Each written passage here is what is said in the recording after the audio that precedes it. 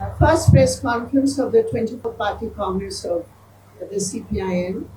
As you know, many of you also attended the inaugural session yesterday. After the inaugural session, as you will see from the press release that we have issued, we have 729 delegates and 79 observers attending the Congress. Yesterday afternoon in the session, the coordinator of the Central Committee, Comrade Prakash Karat, placed two reports. One was a review of the political tactical line that we had taken in the 23rd Party Congress in Kannur. And the second was the political resolution for the coming 3 years. Unlike other parties, our party Congress is really an example of democratic functioning. So not only has the review been discussed at different levels of the party, the political resolution also has been widely circulated. According to our constitutional requirements, we circulate the political resolution, and together the political resolution and the opinions on the review report, we have received around 4,000 amendments, of which around 3,424 were on the political resolution. What we found from the amendments is that there is a basic unity in the party, both on the review and on the challenges facing the party and on the discussions for the way ahead. We are meeting at a time when the country is faced with a very grave danger which grows deeper and deeper as every day passes, because we are ruled by a government at the center, the BJP-RSS joint venture is what I call it, and this joint venture is to change the very character of our country's constitution and the nature of our social relations. In our discussions, one important issue which has come up is this Waqf board amendment, when it is still a bill, but it was adopted by the Lok Sabha yesterday. I want to reiterate the strong opposition of the CPIM to this Waqf amendment bill. We believe that it is an assault on the Constitution of India. We heard some ministers yesterday saying, since the law itself is constitutional, how could the amendment be unconstitutional? They have sought to mislead India and India's people by peddling lies about what they are actually doing. And at every level, this bill, instead of reforming institutions, if there are any issues in the functioning of an institution, there are always avenues of reform.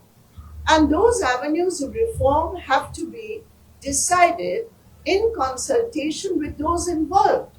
But here, the BJP is using a bulldozer against Islam believers and snatching away their constitutional rights. And therefore, I would like to reiterate the CPIM's strong opposition to this, and we will fight this, even though they may use their majority in parliament to push this. We have to wait to see what happens in the Rajya Sabha. But in any case, we will utilize every fora available to us to fight this assault on the Constitution in the form of the Waqf bill. The second issue also I would like to flag. This morning we heard that Donald Trump, in his ongoing trade war against sovereign countries, has put a 26% across the board tariff on Indian goods.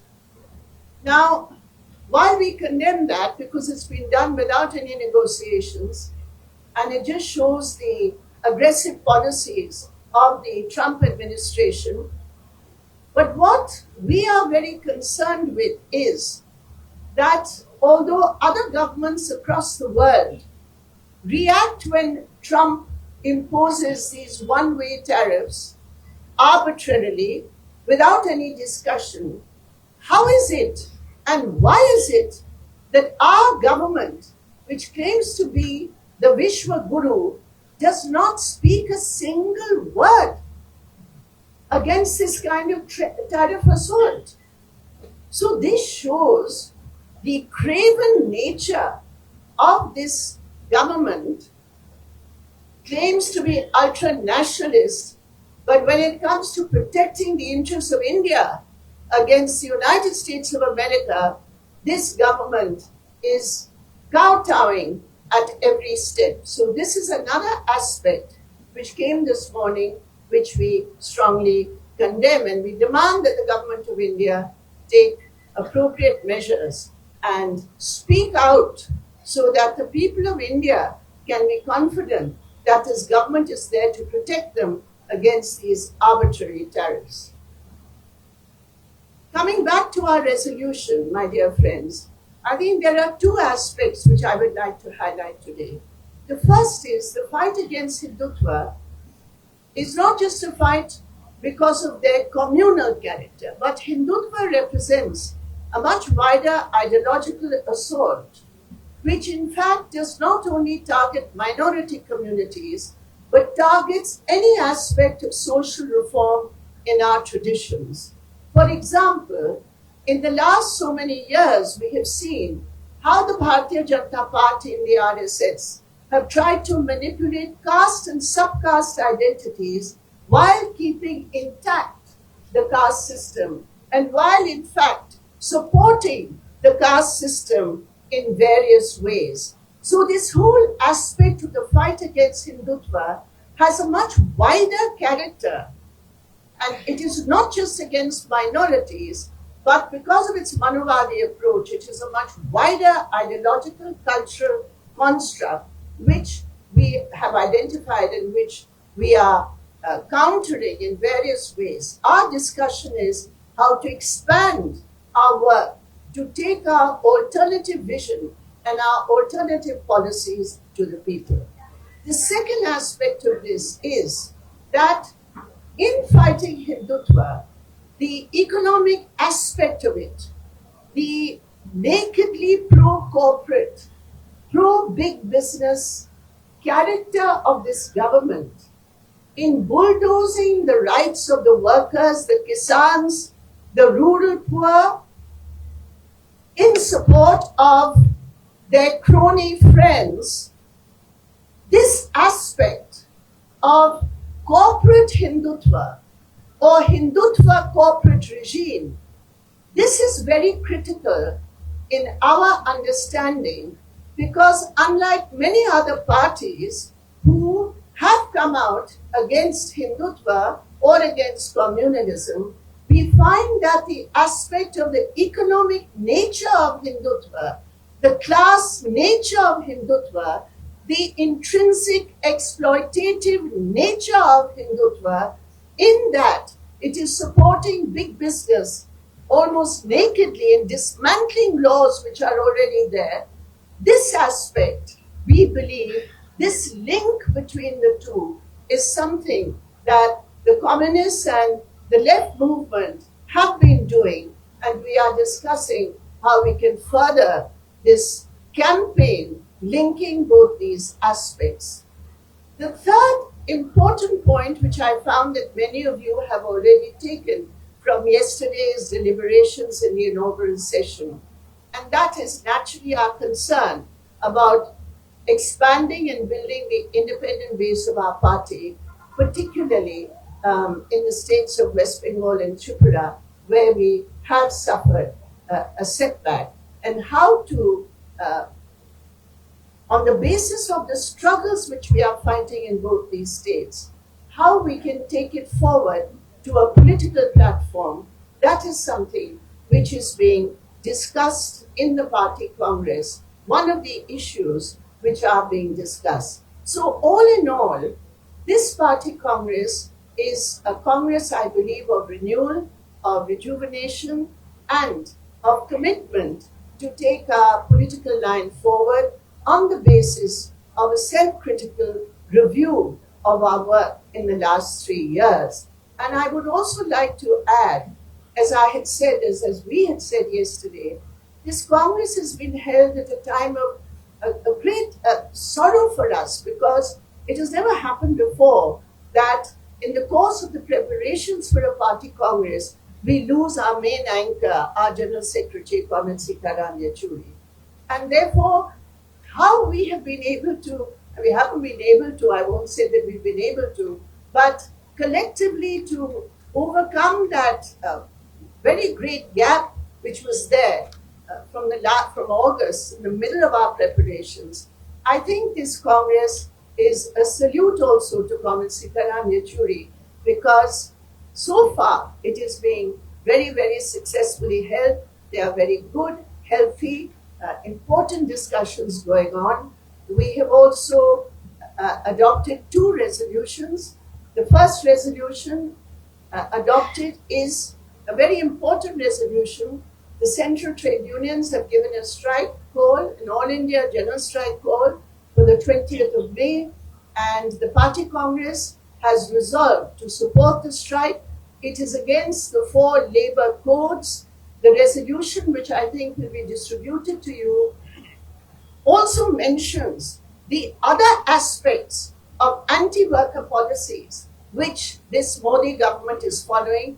And I myself was shocked to know that even this section 111 of the BNS, which is supposed to be against organized crime, we have got examples of how this section 111, which has been imported from the UAPA, how this section is being used against our trade union leaders. We have 3 examples, 2 from Uttar Pradesh and 1 from J&K, where this section has been utilized against trade union leaders and against collective bargaining rights granted to us by the Constitution of India.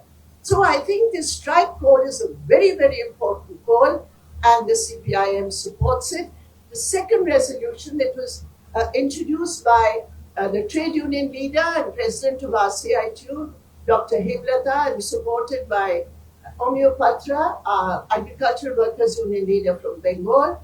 And the second resolution, another very important resolution, is about the assault of Hindutva and the recent communal incidents which have occurred. And that resolution was moved by, P. Rajiv, Industries Minister from Kerala, and it was seconded by Madhu Garg, leader from Uttar Pradesh. We have also, we have a tradition of going through the pre-Congress amendments and putting them for vote, because during the party Congress also we get lots of amendments to our resolution. So the pre-Congress amendment report was also placed, and we have accepted 133 of the amendments which were placed.